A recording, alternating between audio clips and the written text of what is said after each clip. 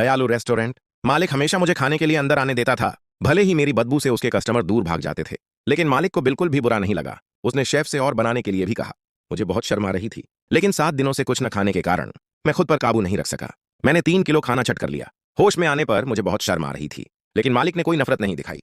इसके बजाय उसने मुझे कुछ नए कपड़े खरीदने के लिए $100 दिए और रेस्टोरेंट में नौकरी भी दी। जब मैं साफ सुथरा होकर रेस्टोरेंट लौटा तो उसने मुझे मुश्किल से पहचाना।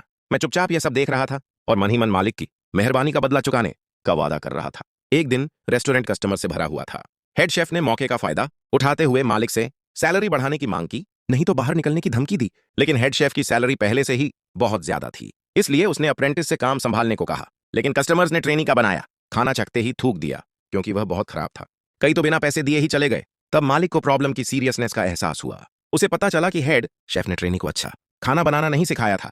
तभी एक गैंग लीडर यहां एक खास गेस्ट के लिए डिनर होस्ट करने का प्लान बना रहा था। उसने वेटर से खाना जल्दी सर्व करने को कहा।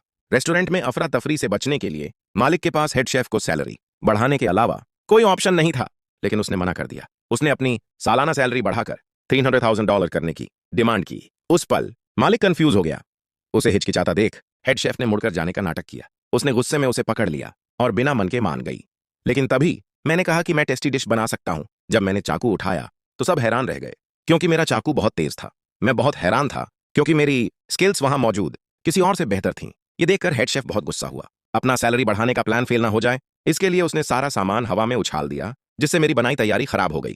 लेकिन मैंने प्लेटें उठाई और तेजी से खाना हवा में ही पकड़ लिया। मालिक ने तुरंत लोगों से हेड शेफ को रोकने को कहा और कहा कि वह और परेशानी न करे। जल्द ही अपनी जबरदस्त कुकिंग स्किल्स का इस्तेमाल करके मैंने पहली डिश तैयार की। मालिक ने तुरंत एक निवाला खाया और कहा कि यह उसकी जिंदगी का सबसे स्वादिष्ट खाना है। दूसरों को यकीन नहीं हुआ और उन्होंने एक के बाद एक इसे ट्राई किया। वहां मौजूद सभी लोग हैरानी से हाँफने लगे। 1 मिनट से भी कम समय में प्लेट खाली हो गई, लेकिन सब भूल गए। गैंग लीडर अभी भी अपने खाने का इंतजार कर रहा था।